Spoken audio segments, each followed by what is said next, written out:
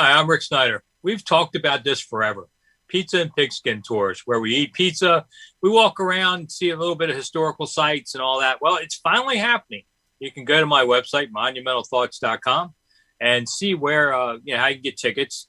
The tickets do include the price of pizza and non-alcoholic drinks. Pay for your own beer. But we're going to walk around Georgetown, 20, 30 minutes. I'm going to show you a lot of cool stuff. Then we're just going to sit and talk and eat pizza and whatever you want to ask, I'll talk about, as long as they don't get me in court. So make sure you come and see the pizza and pigskin tours at monumentalthoughts.com, and I'll be eating pizza with you soon.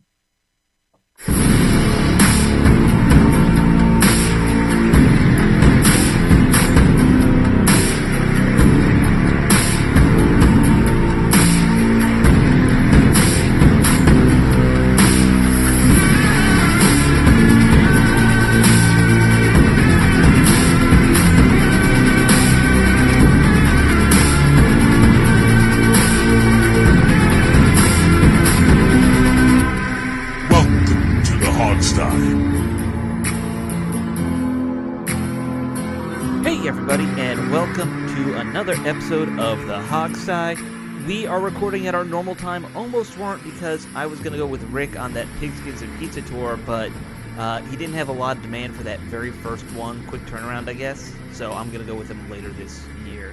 I'm excited for that. I know, you guys probably aren't going to go. Steve, you're definitely not going to go. I'm definitely not going to fly to the D.C. area to go on a pizza tour. No. Although it sounds like fun, If there was a food item you would tour, it would probably be pizza. Well, that or hamburgers. Yeah, one of the two. Oh, I could actually. Can we stop talking about pizza, please? I haven't had pizza in a few months, and it's my favorite. It is my favorite food, and I hate that I have not had it in a while. Can we talk about the hamburgers or something? Okay, all right. I could, pizza, Steve. no pizza. If you're ever in DC, I'll recommend like 8 burger places for you to try. So. Because I know all the good burger joints. I actually just went to one recently, a new one that I hadn't tried before, and it was fantastic. See, it can't be better than my favorite one, but I don't want to turn this into the burger hour. No, okay, we won't do that. We won't do that, because we got stuff to talk about this week with the football team. Even though this is what we like to call power ranking season, where there's nothing really to write about, people just put out power rankings and expect that to be content. We're not going to do any power rankings, shockingly, I don't think we've ever, in the history of this show, even before Jamal, I don't think we've never talked about power rankings. And part of it is because I think, speaking for me, I think power rankings are the stupidest thing that the media does. Right. I think we agree there. Yeah. I think. Oh, go ahead. I was going to say, I get why radio shows do it. They need to cover 4 hours, but a day. But yeah, we don't need to do it here. I think if we were if we weren't focused on Washington football, it's not a bad idea, but it's just kind of like a standing ground on who you think, are the better teams in the league. I don't mind it, but because especially when it's good debatable areas, like somebody who can have Washington in their top 10, but for example, like somebody who can have Washington in their top 10 and then like 3 other people have them outside of the top 20. Like it's just something. It's always something there to talk about. It amazes me that the fans get so upset about him. Right. Who cares what some ESPN football analyst thinks? Yeah, the fans get really wrapped up. Really wound up over power rankings. I've never cared about them. Yeah, it's so fun. It's so funny talking about the fans, because we were just talking about the fans being upset at Maurice Jones-Drew because he feels like. He feels like the Giants have a legit chance to compete against Washington for the NFC East title.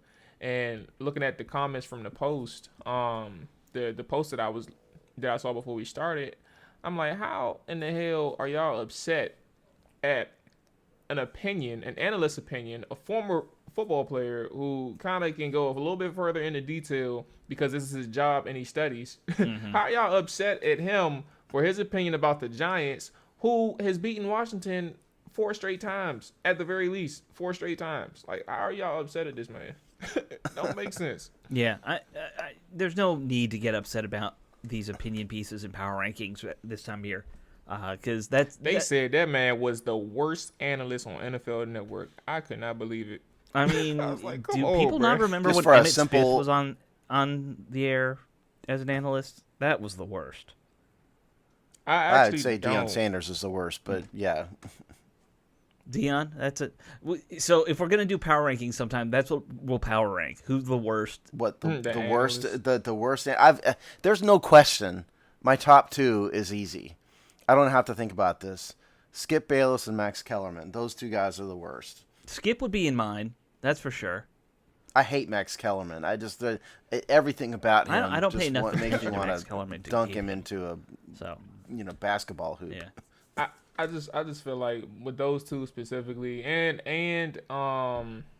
Shannon Sharp too, like they're now I don't dislike none of them, but they all have agendas like that they stick to. Like Shannon is all LeBron, so he'll find reasons to hate on other people if they threaten LeBron in whatever aspect.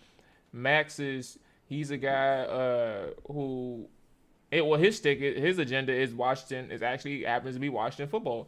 And then Skip is all things, I think, is Tom Brady. He don't like Aaron Rodgers. So like And they he's a all Dak have Cowboy those, fan too. and the Cowboys. So it's like they all have those agendas, man, and it's kind of crazy because they all gonna stick to them every single chance they get. It's an argument surrounding why that person that they like is better than anybody else. Of course. I just don't like those guys personally. At least what they portray on screen. I just don't like them. And the same with like Mike Florio is another one. Guy who thinks he's way smarter than he is. I just don't like people like that. The only one who can pretend to be smarter than everyone else is me, okay? No one else can do it. That is probably Steve's most honest truth right there. Okay, guys, let's talk a little bit about some of the stuff that's gone around the team this week. Real quick, I'm just going to put this out there. We don't really have to discuss it unless you guys have anything to say. But Morgan Moses finally signed with the New York Jets, so wish him well in his second stint of his career. And so I don't know if you guys have anything to say about that. I think salute and good luck to you. That's all I have to say. Oh, sure. Best of luck. I mean, signing with the Jets in late June doesn't bode well, I don't think. Well, but, he was also cut best late. of luck to him. So he was, but it's the Jets, and that's where careers go to die. And I wish him the best of luck. He was a solid player and solid citizen for the most part for however many 8 years. So yeah, certainly best of luck to him. Yeah, better part of a decade. All right, so let's talk about our first topic then. We talked about the team name a lot last week, and for those who don't know, every week we're putting out polls and doing an opinion pieces. Particular Dave Earl, one of our writers, is writing something about one of the names people are talking about for a replacement team name. He did Red Wolves this week. We can talk a little bit about that, but first I want to talk about the big news story that broke last weekend after we were done recording, and that is this news that the team tried to copyright Washington football team. No. Okay, let me. Yeah. Can I stop you from screwing this up? So, the team last year filed a trademark application with the U.S. Patent and Trademark Office for quote Washington football team, and then there was a graphic mark associated with it. The process for this thing is that the Patent and Trademark Office evaluates it and then issues an initial approval or denial based on various factors. I'm not a licensed IP lawyer. There's a separate sort of sub-license for that, but most lawyers know enough of the basics to talk through this. And so what happened here is that the U.S. Patent and Trademark Office finally, after a year, I told you guys this takes a long time, they issued an initial denial of Pro Football Inc.'s trademark application for Washington football team because they claimed it was too similar to quote Washington Football Club. One of the elements of analysis that the Patent and Trademark Office goes through is similarity to other things. And so they're looking at Washington Football Team, Washington Football Club. It's too close, and so no. So the next step from there is there's probably an appeals process through it, like an administrative appeals. Then once you run through all that, that's when you end up in federal court. And so those are the two next steps. Now, so that's what happened. So it's just step one. and there's like 6 steps. Okay, so it's not the end of the world. And Washington Football Club is owned by our old friend Philip McCauley.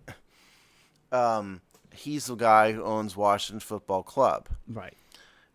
Now, and when Steve says old friend, Steve has had communication with Philip McCauley for a better part of a year now. Personally had 2 long phone calls with him. Right. And I've heard from him electronically also. I hadn't talked to him a long time. He told me back like a year ago that he was done talking to media. But since this happened, and in between, since we last recorded, I sent him a note, said, hey, you have anything to say about this? And he actually did respond. And what he said was, Dan Snyder and his lawyers know how to find me, meaning that they have not tried to settle with him. Okay? So what can happen here is, instead of just fighting this, and Dan Snyder's MO is to fight everything, we know that.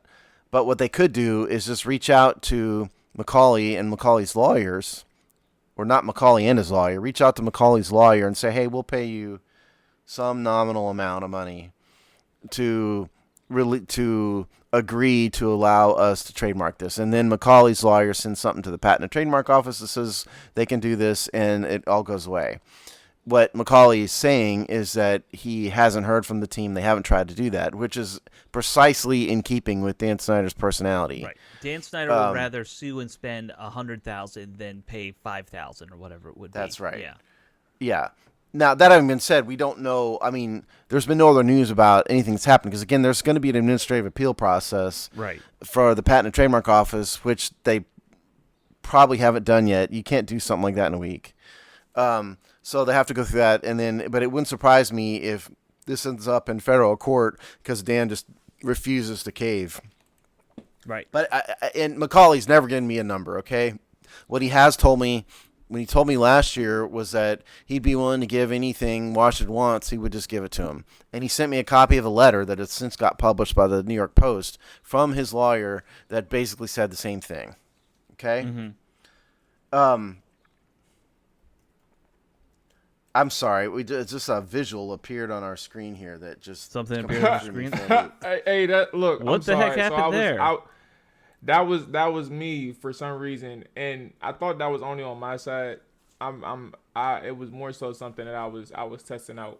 Okay, so Jamal, just so you guys know, Jamal is testing out the background feature that I guess Skype just upgraded to. I never did this before, man. Now we're in a tiki bar on a beach. Right, it's CGI'd us all into a tiki bar. We're all facing each other, we can all see each other, at the bottom. So let me go ahead and take it back to the grid. There we go. Okay. If you wanted to distract me. I genuinely thought that was all on my side, so that's why I was like, "Oh, that's crazy." I'm sitting here trying to enlarge myself, and I saw what is this Together mode, and I just clicked something. If you wanted to distract me from talking about the Patent and Trademark Office, dumping me into a tiki bar on a beach, I'm putting us back in grid view. but yeah, go ahead, because I had no. So that's the end. So point is that the guy who owns Washington Football Club claims that. Who is someone I have personally talked to, claims that Washington has never tried to work this out with him, which is the easiest and simplest way to solve the problem. Right. And because Dan Snyder is Dan Snyder, he hasn't done that. And the irony is, so this guy owns like 30, 40 different names at this point. Okay, look. McCauley owns or has an application on file for all of these names that you could think of. There are 1 or 2 other people that have a couple of them. Right. But for the most part, McCauley has them all. What he told me, and I put this in a column I wrote last year. Right. What he told me was that this was a hobby. You can believe that, or you cannot believe that, and there's a filing fee associated with all these things. But that's what he told me. Right. So I don't know if I believe it personally, but that's what he said. And the filing fee is a few $100s. It's not like a crazy number per, right? Well, but when you get up to 30 of them, that's a lot of money. Yes. Yes, that's an expensive. Yeah, I don't know what it is. Usually, it's in the range of a couple $100. Yeah. So but again, I don't do patent and trademark work, so I mean, my thing was I saw all week long. This is a question I guess for Steve, like, or I mean Alex too, because you've been paying attention to it. But I just don't. I don't invest too deep into this stuff, but I seen this thing all along where, like, he was selling his Washington Football Club items and shipping it off to people. But my thing is, what is the legal ramifications behind that? Because people were so up in arms about him selling products, and they were trying to catch him in a contradiction, a legal contradiction. Like he said, it wasn't for profit or something to that extent, but he was selling stuff online. I don't remember exactly what it was. Alex, I hope you see it because I know you're on Twitter, but yeah. Steve, well, I know you know. I know he's talked to Steve about it too. That he sold stuff in a couple different states, Washington Football Club stuff. Now my understanding, and Steve can correct me, is that if you have these trademarks and it has to be filed as like this is for a football club or something like that. It gets very specific. So part of you can file trademarks for all sorts of reasons. Yeah. It's not just sports teams. A lot, almost every corporate branding name you can think of is trademarked.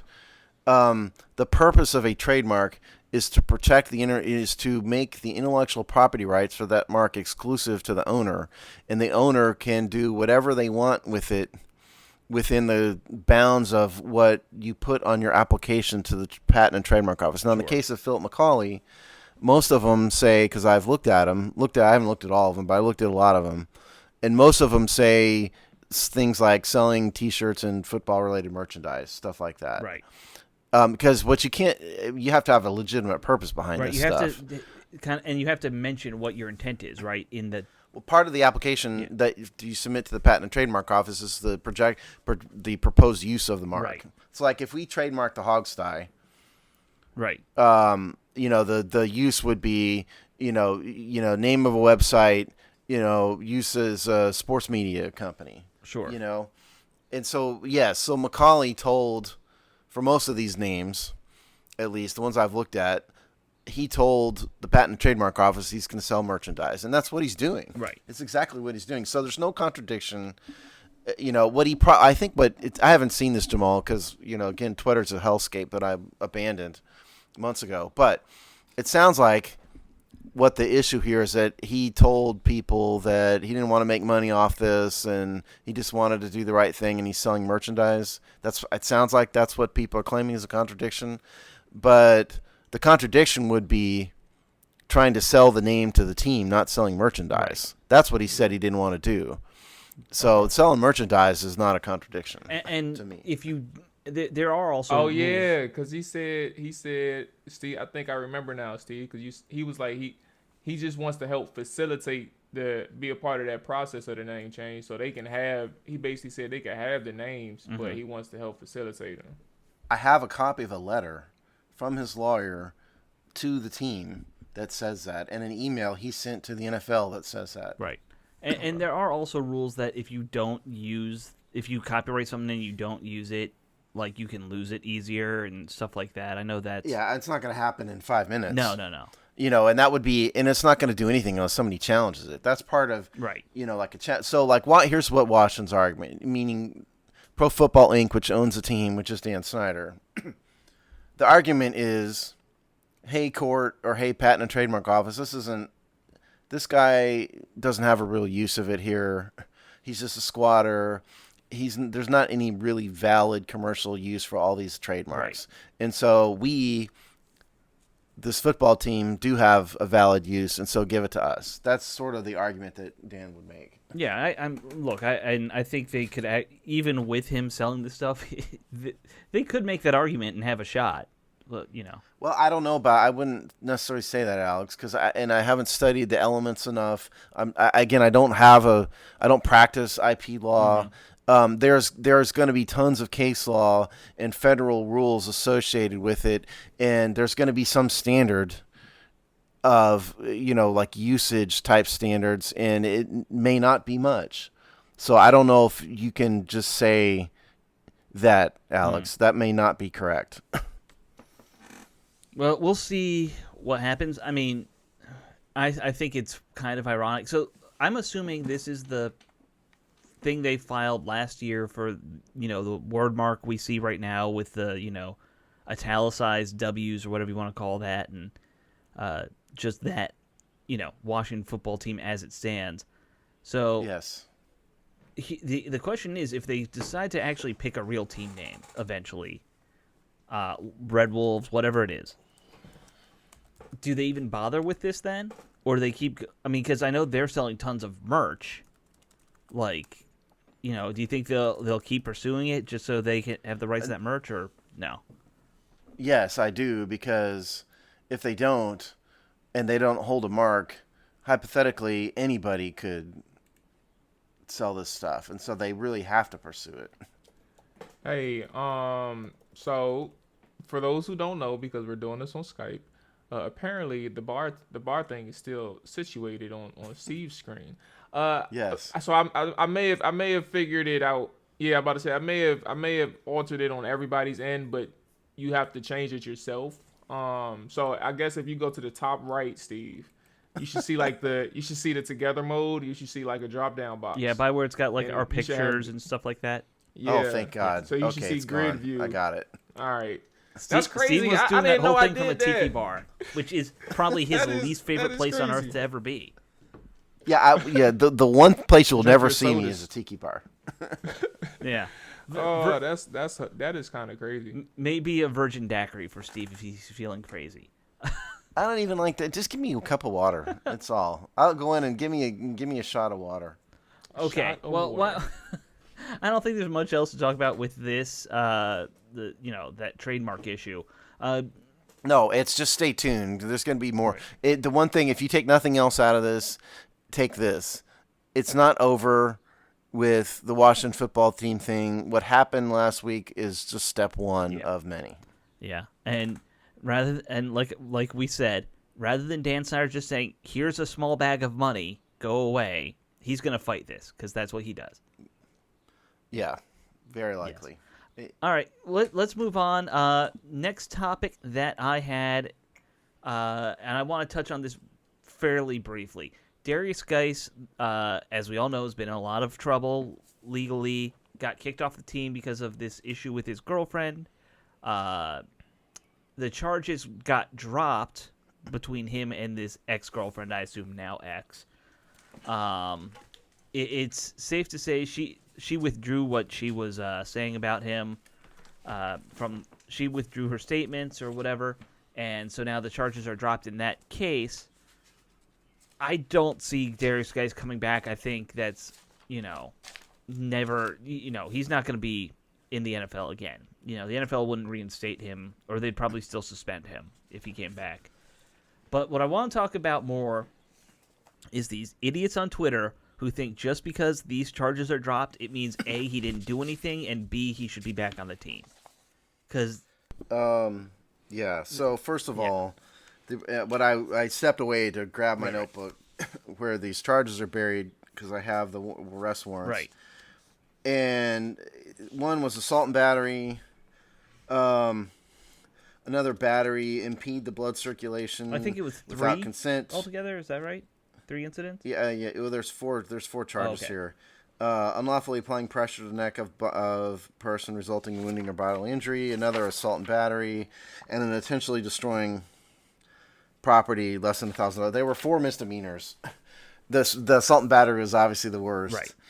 So what's happened here, first of all, is that Guice reached a settlement with this woman, and so they went to court together and asked the court to drop the charges because of the settlement, and the court agreed, and so the criminal part has gone away. Right.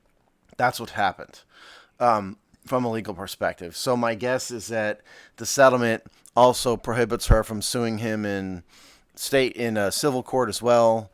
And so, yes, he paid her some amount of money, and all this goes away. That's just the law side. So what the collective bargaining agreement says is that the NFL can suspend you for violation of the personal conduct policy. Right. But the legal standard is not the same as criminal law. It's much lower than criminal, and it's lower than the civil standard too. The NFL, the standard in the CBA is just they have to have a reasonable belief. Mm-hmm. It's as simple as that. And what that means is basically they have to think you did it. It's as simple as that. It expressly says you don't need a conviction.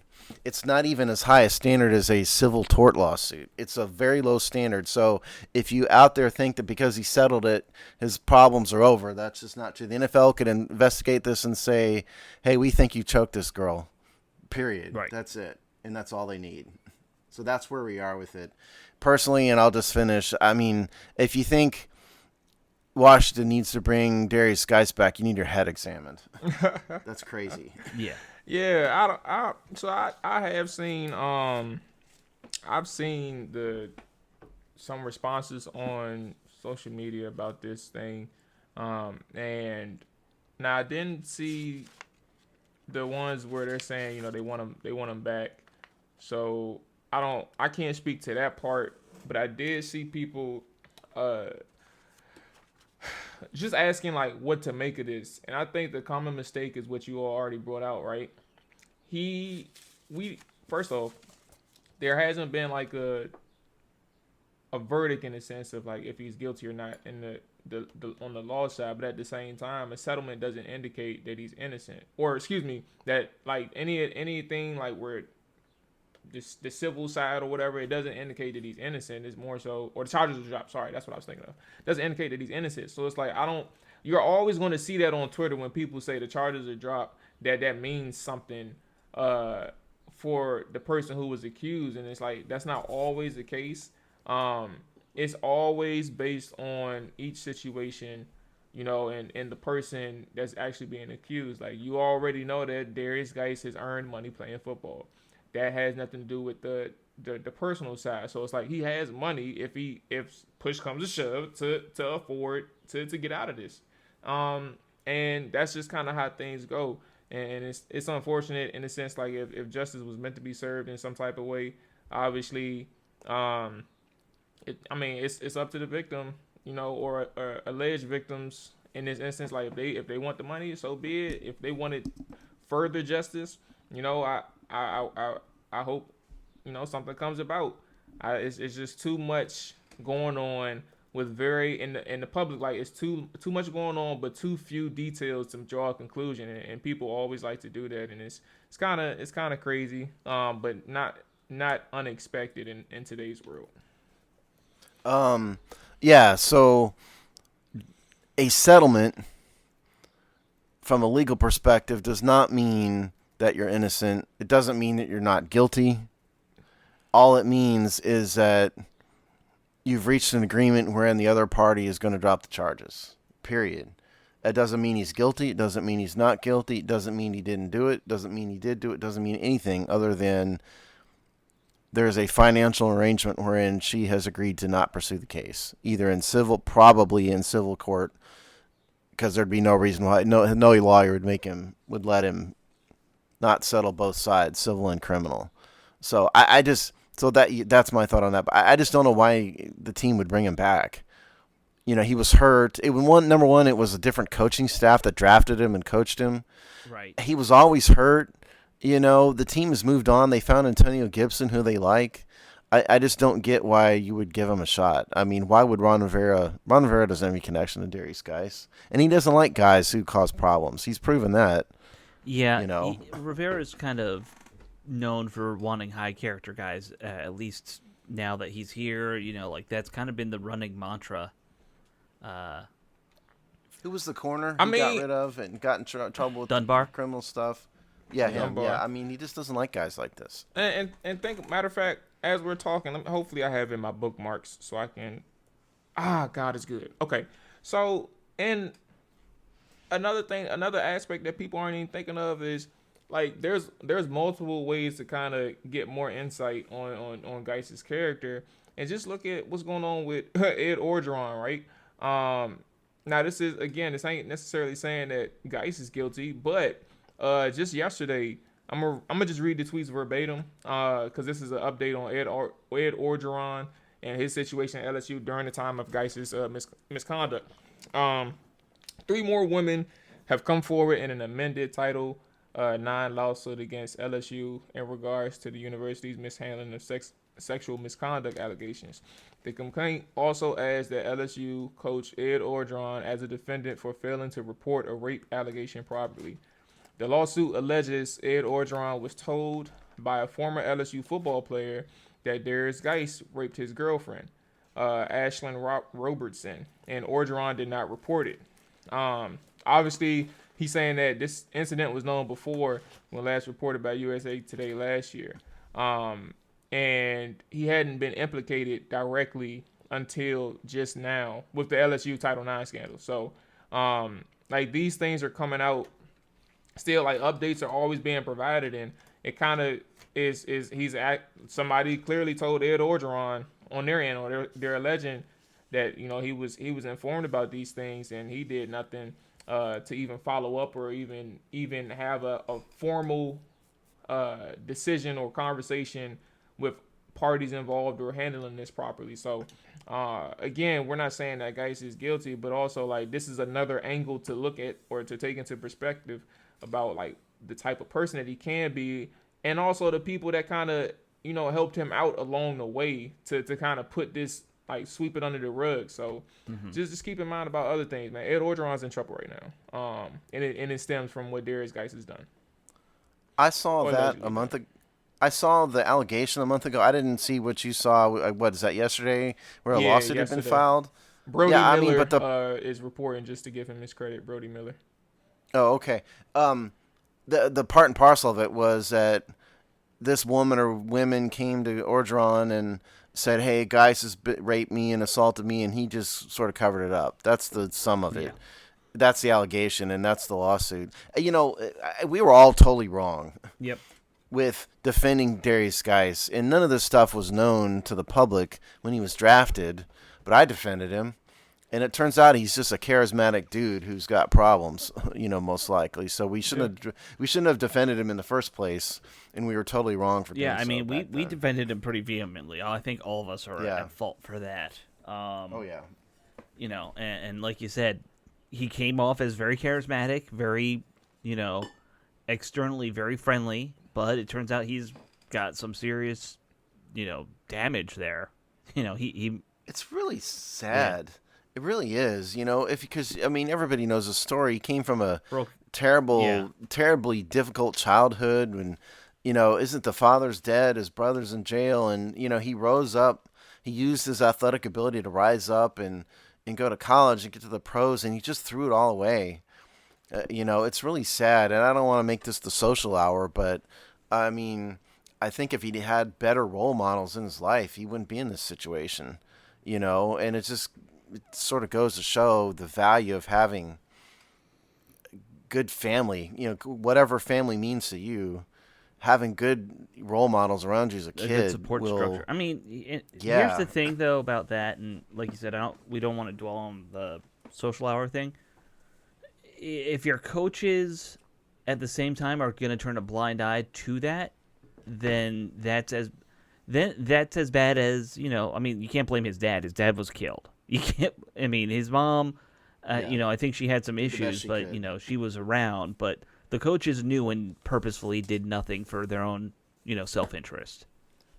I don't think any of these college coaches, with probably rare exception out there, I don't think very many big-time college coaches truly have the best interest of their players at heart. They just want to win, you know, and there's too many of them. You know, they can't pay attention to 100 guys. I mean, there's a lot more college football players in these programs than there are in NFL teams. It's almost double. So I don't think Ed Orgeron is alone. I mean, I don't think any of them are going to be a, quote, father to any of these guys to any appreciable extent. Sure. Well, not head coaches, but position coaches, assistant coaches, you know, they're...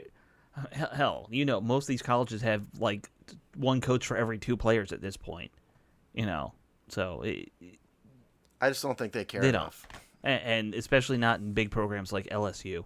Like you said, it's about money and winning. There's too much going on. There's too much money. There's too much winning. Yeah. There's too many people. Yeah. You know, and it's not their job also is the other thing. Yeah. It really isn't. Yeah.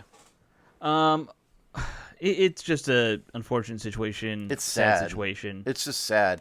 I mean, you can not root for Darius or root for him or whatever, but the whole thing is just very sad that we see it time and time again. I mean, how many times this happened to football players? Yeah. They have a shot and they don't have the support structure. Look at Josh Gordon. Mm-hmm. I mean, drug addict, which is a medical problem. And he grew up in a horrible situation. Same thing, threw his potential away because he didn't have a support structure around him when he was growing up and as a young man to keep him out of it. It's just really sad. It all is. Yeah. Well, let's move on, guys. We should talk about our position group breakdown because it is a deeper position. We're doing cornerbacks, and we know that there's a lot of corners out there on every team.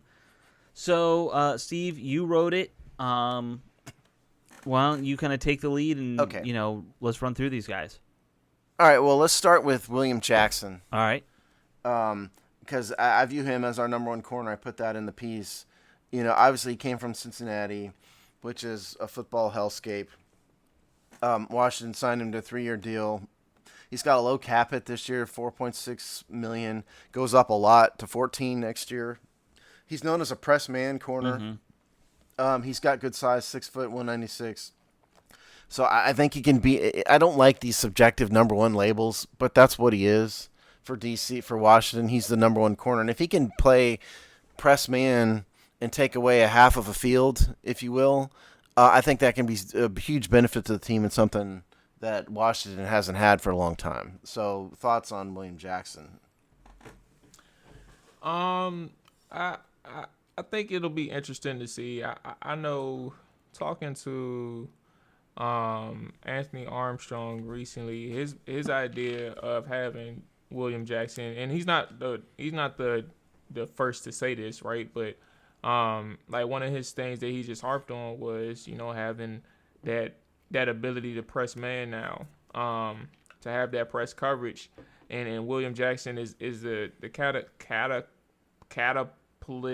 cataclysm. Yeah. Thank you. Yeah. Thank you. Were you trying to go catapult? English language. I was maybe mixing my words, Alex. I don't know, but you guys saved me. That was my first time using it in a sentence. No, he is that C word for this team in terms of being able to incorporate that into the schemes, depending on obviously each week in the matchups that you see. But the point of having William Jackson is for that purpose, but also helping your line out. Your defensive line, and your front seven. Like you can kind of mix up your blitz schemes, your blitz packages, especially with effective blitzers like Cole Holcomb, who does really good. Jamin looked okay in college, but I can't say too certain until we actually see him on the field in the NFL. But like his explosion, obviously his quickness is going to be beneficial. So you can kind of mix up these packages, these blitz schemes, while also having decent coverage on the back end. The issue with, and we'll obviously talk about this further, like maybe even today or just as the season goes along, or even in preseason and training camp, the issue is going to be the communication aspect, because communication has screwed up this secondary more times than anything else. But when it comes to that press coverage, and that it's just you trying to lock up your man in front of you, it kind of bodes well. And I think William Jackson is going to be able to he's going to be able to set the tone in that regard. I mean, I thought when they let Darby go, it was a mistake, and then they went ahead and brought in somebody better. The move at corner might have been one of the more underrated moves they've made this offseason. They made a lot of moves. But I think bringing him in to replace Darby, that could go down as maybe one of their best offseason plays that they've done so far. Like he is he's a legitimate number one, whereas I thought Darby was kind of a project, and you were going to see can he and Fuller at least hold it down for. He was the definition of a project. He was on a 1-year prove-it deal.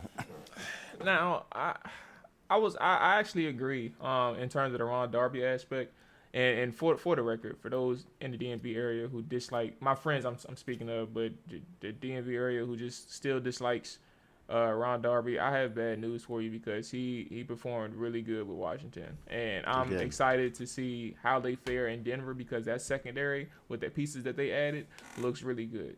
So I hope he stays good in Denver as well because it was always about situational and scheme and how he fits for a defense. With that being said, I agree in terms of like the pickup, the moves that they did, especially in the secondary. Now I'll be quick because my counterpoint with Alex was I think the better pickups is probably on the offensive side given how bad they were. But that's kind of where I was going is the fact that I agree William Jackson is really good and helps this team out, but that offense was struggling. Like it was bad. Oh yeah, I mean another topic for another day, probably. Yeah, exactly. Yeah, that's why I was like, I'll be quick with it. I should have said this up front, by the way. I just forgot. The departure, so they lost, was Fabian Moreau. Good riddance. He's in Atlanta. He was a bust, in my view, as a second-round pick. And then Aaron Colvin, who I don't think played at all, is also gone. He's a free agent. So those are the losses. But let's move to... Yeah, along with Darby. So let's move to the next starter here. It's just Kendall Fuller. Fuller's on in the second year of a 3-year contract. His cap hits $13.125 million this year and $11.125 million next year. Look, we were all upset to varying degrees that he got traded in the Alex Smith trade. Personally, I sort of understood it, but I didn't like losing his talent. But the fact of the matter is, other people thought it was just a mistake, period. But the fact of the matter is, he was kind of a bust as a Chief, okay? They put him into their number one corner slot. He lost that gig to Bashad Breeland, no less. Then they moved him to safety. They moved him into the slot. They really couldn't find what to do with him, and that's why he's back in Washington because the Chiefs let him go. We signed him to a big contract. We, meaning Washington, not the Hogsty. And so he's got to perform because he's making a lot of money. I'm not sure he's a boundary corner. I really am not. I've never thought that. I mean, I've always thought maybe he's more of a slot corner. Hey, I'm about to say that idea of Benjamin St. Juice, like how he's looking in. Yeah, that's where I was going with it next. Was that? Yeah. Yeah, I think we're all in agreement that, like, ideally he'll kick inside when they go 3 corners. The problem I think last year with that concept was he, for all intents and purposes, was our number one guy. So, like, I don't think they were comfortable necessarily kicking him into slot too often. They didn't have anybody else. I mean, Moreland was, not. He's still not. No. He's not there. Yeah, they really didn't. Fabian Monroe, as you kind of said earlier, wasn't, working out. Now, so I was gonna say I did do. I said I didn't do, but I did see. It was a next gen stat that actually was favorable for Jimmy Moreland in the slot. I meant as an outside corner, not in the slot. Yeah.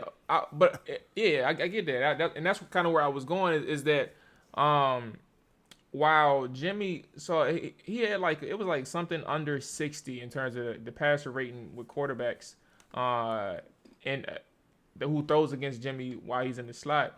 But I'm getting to the point where it does look good for Jimmy in that aspect, but it also kind of challenges Fuller in terms of the money that he's making, but also where he can fit. Now, I'm not saying he's not going to beat out Jimmy Moreland, but I'm saying what if? Because what if he does lose to Jimmy Moreland in terms of being the primary slot guy? Then you got a guy who's making a lot of money, and then, you kind of stuck on where you want to put him.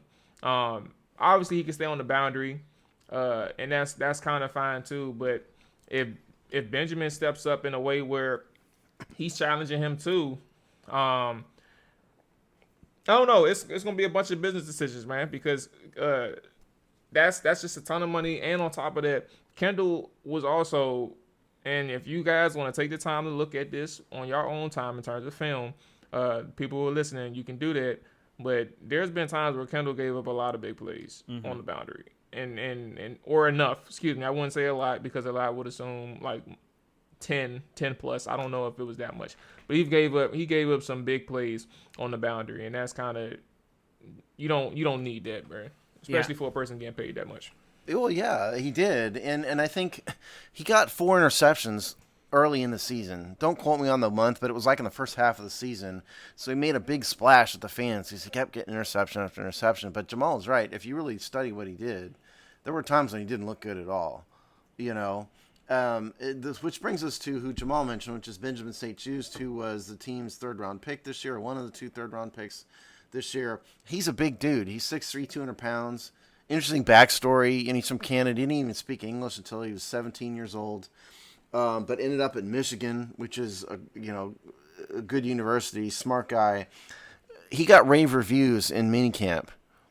And in OTAs, which is why there were, apparently I didn't see this, but I guess there was either a play of clip on Twitter or went around on Twitter apparently, about how he went one-on-one with the name escape. Who's our best receiver? Help me. Terry? Yeah, sorry, thank you. Terry McLaurin, and one-on-one battle with Terry, I guess. Point is, St-Juste has outperformed his status so far. So the idea sort of long-term here is that at 6'3", 200, he's probably a boundary corner. So if he could be a starter, he and Jackson be a starter on the outside, then that forces Fuller or Jimmy Moreland or someone else to be the slot guy, which would be good for the team. So I haven't even watched St-Juste yet. I haven't got around to him. So I have nothing to say other than what I've read about whether he can perform or not. But certainly if he shakes out to be a starter, that's of immense benefit to the team. Yeah, that would be huge if he can work out and become a starter for us. But, I think you guys are both right. Ideally, you put the big guy on one edge, hopefully not on a speed guy. I think if Darby and Jackson are your 1-2 on the outside, Darby? Or I'm sorry, not Darby. Benjamin St-Juste and Jackson. I was trying to look up the stats for when Fuller had those picks, and I saw Darby's name. So they're all early in the year. Actually, they were all early in the year. 4 picks in 3 weeks in 4, 5, 6. So yeah, there you go. Anyway, if Benjamin St-Juste and Jackson are your outside guys, I assume you're going to try and flip them following 1-2 rather than just play right-left. That would be my instinct with them. I don't know, man. I don't think so. I don't know if Ron Rivera and Jack Del Rio do that. I mean, they seem to have mixed it up quite a bit last year. We'll see. But I know personally I would rather say, Jackson go on the best guy and just stick with it. But be careful with that traveling stuff. You don't have to do it in Ron or excuse me, Jackson. You know what I'm saying? You don't have to do it in Jack Del Rio's scheme. They can stay on each side and still be successful. That's what I'm saying. But I get the idea. It's just sometimes these things you can only do that if you know the person that you about to bring to travel along with their best receiver is gonna lock it up. He's gonna eliminate or mitigate that best receiver, and other people are gonna have to beat you. If you know that for a fact, and it turns out William Jackson is that guy, okay, maybe. But like in their scheme, man, it's all about being in your position and communicating. And that's the part that we're getting back to. Like, you have to communicate. These guys are talented. You know where they got to be, but it's not like we have holes now anymore in terms of being able, like we talked about, like Bobby McCain, he's here. Like, you have these positions on the back end and at your cornerback position. You got to just communicate. So I don't know if traveling is ideal unless we know William Jackson is that dog, because it ain't going to be Kendall Fuller. It ain't going to be Moreland. It ain't going to be Benjamin, as far as I know. It can only be William at this point. We don't know how good William is. Yeah, I agree. And there's other ways to do it too. Like Bill Belichick is famous for putting his best corner on the number 2 receiver and taking out everybody else. There's other ways to do it. But I mean, we haven't seen enough. We, the fans, have not seen enough to know whether St-Juste is real or not. We can only go on some reports on minicamp. There's a long way to go. He hasn't faced anybody in, real live action yet. We'll see. But certainly it would be a big benefit. So let's move on. We've got a lot of guys to go through. Yeah. I'm going to bring up Danny Johnson next, just because in my subjective view, I think I've liked how he's performed. His problem, right, has been more that he's been hurt more than anything else. So Johnson is 5'9", 180.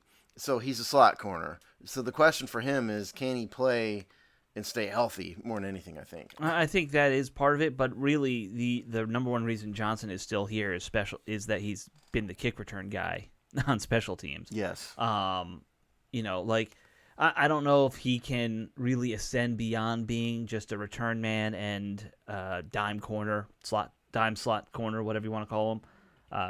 He's going to be at best, he's going to get to that level. So I honestly, what year is he in? Did you say?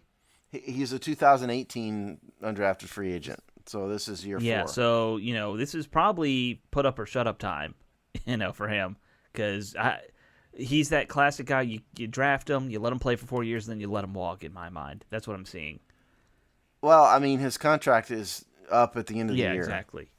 But so we'll see about that. You may NFL be right. teams do that all the time, where they just keep a guy around for a couple of years and let him go after that rookie deal. Yeah, absolutely. For sure. Okay, so that's Danny Johnson, and he's a fast dude. He ran a 4.4 at the combine in 2018. So whether or not he can still do that with his injuries and stuff, who knows? But I think he can play. I think he's done well in the times he's been on the field in the slot. I think he's done pretty well. So, that having been said, if Kendall Fuller is a slot guy, Johnson's never seen the field. Okay, so let's move on. Let's go Greg Stroman next, mainly because he's a 2018 same as Johnson guy. Yeah. Yeah, 7th round pick from Virginia Tech, local guy. I mean, I think the fans had huge expectations for Stroman because there's a lot of Virginia Tech fans in the Redskins fan base. Everybody knew him. He was a do everything, do every role playmaker in college. He just hadn't panned out. Nope. And he's been hurt is the other thing. So he's been more of a traditional 7th round pick, than the fans would have wanted. I think Greg Stroman might be on the outside looking in. Come cut time this year. He was supposed to at least contribute on special teams. Never really did. And there's just too much talent up in front of him on this depth chart at this point. I look at not just the corners, but like you're getting to that point where you're just a defensive back. It doesn't matter corner or safety. And when you get to that point, there's 8 guys in front of him easy. So, I high hopes on Greg Stroman here. By the way, we lost Jamal. In case anyone was wondering where he went, he had to go. Yeah. So he had to go down to just Alex and I. So, okay, so that's Stroman. So if you're Greg, keep a suitcase handy. Right. I think. Jimmy Moreland, 2019 7th round pick out of James Madison, another guy who's a local guy. People were high on. Another guy who was a playmaker in college. 5'10", 179. Stroman, by the way, is 5'11", 182, so they're almost exactly the same All these size. guys are smaller. This is another, yeah.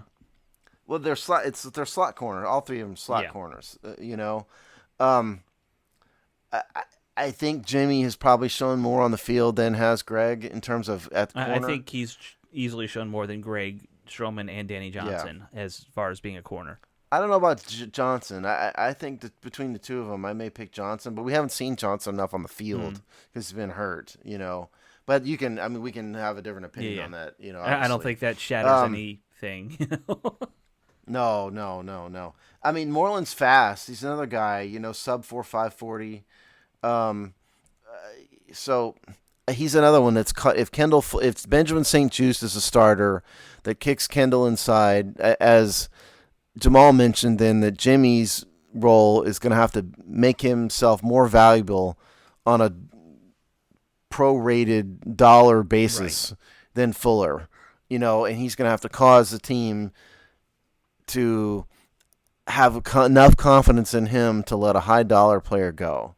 So that's Moreland's role. Otherwise, he's never going to be anything more than a bench player. Well, I mean, I think that kind of is where he's at right now. I agree with you. I don't know. We'll see if he's grown much in preseason this year. I'm not high on many of these guys, these bottom, but I'm still a little high on Jimmy Moreland as far as potential goes. I've we've seen him on the field more than these other two, which contributes to it. And yeah, he hasn't done anything amazing, but when he's out there, you don't see him getting blown up too much, or he's not the guy they pick on necessarily. I agree generally. I think he's got more potential than these other bench guys. I don't know if his potential. I don't think his ceiling is starter. I think his ceiling might be third corner on a team, but everyone needs a third corner. So the next guy I want to go to is Darryl Roberts. Darryl Roberts was signed by Washington this past offseason. He was in 2015 out of Marshall by the Patriots. And the Patriots released him. He was with the Lions. He came to us. Bottom line is this guy is the only player on the bench who has experience. He's played 31 games. He's been in the NFL for 5. This is year 6 for him. So he's an experienced veteran. And I think Washington saw a need where they needed to have some guy in here who's been around for a while, and that's Darryl Roberts. So Darryl may be the next guy off the bench, because don't forget, Moreland and Stroman and Johnson were not brought here by this coaching staff. So I think Darryl Roberts' presence here is a hedge against guys that weren't really Rivera and Del Rio guys in the first place. Okay. But I haven't watched. Yeah, I haven't really looked at Darryl Roberts much. So, frankly, we're getting to the guys who I don't think any of us have looked at. You mean you haven't watched Lyndon Stevens' film? No, Alex? I didn't even know Lyndon Stevens was on the team until I looked at your article. Yeah, Lyndon Stevens is on the roster. Signed this year, 2021. So Lyndon, for those of you who don't know, another undrafted free agent, 2018 out of the University of Cincinnati. He's been on all the teams. He was signed by the Saints. He's been with the Rams, the Broncos, the Seahawks, the Dolphins. He does have a little bit of active roster game time with the Dolphins and the Seahawks. His thing is speed. He's a burner, sub 4.40. Mm-hmm. Now, the reason why Stevens is here is he's a special teamer. If you look at his snap count, which I did because I'm just this nerdy when I do these position group breakdowns, 75% of his regular season snaps have been on special teams. So this is a guy who is probably a Nate Cascore guy. He's probably not going to compete at corner realistically with all these people ahead of him, but I think Cascore brought him here to be a special teamer, and we have to throw him in something, so we're throwing him in the corner group. Interesting. Yeah, I mean, one of these guys might make it just for that. Or I'm sure one of them will. Probably two of them. And it might be him. It might be. I haven't watched any Lyndon Stevens, and neither have you, Alex, and neither has anybody out there but Mr. and Mrs. Stevens. But I'm just telling you, this is a guy to watch for to see if he becomes a core special team guy. So, okay, I see 4 left here. Yeah, we're almost done. We're getting through this. So Torrey McTyer is next up. 2017 undrafted free agent out of UNLV. Was with the Dolphins. He's been with the Chiefs and the Bengals. He's played 27 games. He was on the active roster last year, for the Bengals. He's a practice squatter, trying to earn his way. The last guy, because I know Alex hadn't watched him either. Jordan Brown is the last guy, another practice squad type player, 7th round pick out of South Dakota State. Again, he's been we have a bunch of former Bengals on this team. Another guy formerly with the Bengals, 6 foot, 197, 440 is in the 4 or 5 range. So, he's another projected, potential practice squatter basically. So here's the thing. Last year, Washington kept 5 corners and 4 safeties. We're going to get to safeties next week. But as a DB group, total, they had 9. 5 corners, 4 safeties. So if we go with that this year, for the sake of the hypothetical here, who makes a team? William Jackson's a lock. Yeah. Benjamin St-Juste is a lock. He's the 3rd round pick. Lock, I would say. You have to think at this point, maybe not next year, but this year, Fuller's a lock. So then that means we've got 7 guys left on this group to fight for 2 or maybe 3 spots at most. I mean, it might even be 1 because we're deeper at safety than we are in terms of quality corners. I mean, I don't agree with that opinion. you can have that opinion. I can't see how they could keep just 4, but that's, feel free to opine what you want. The bottom line is the next group. So if they're fighting for 1, 2, or 3 spots, it's Darryl Roberts, Danny Johnson, Jamie Moreland, and Greg Stroman, and these other guys, McTire, Brown.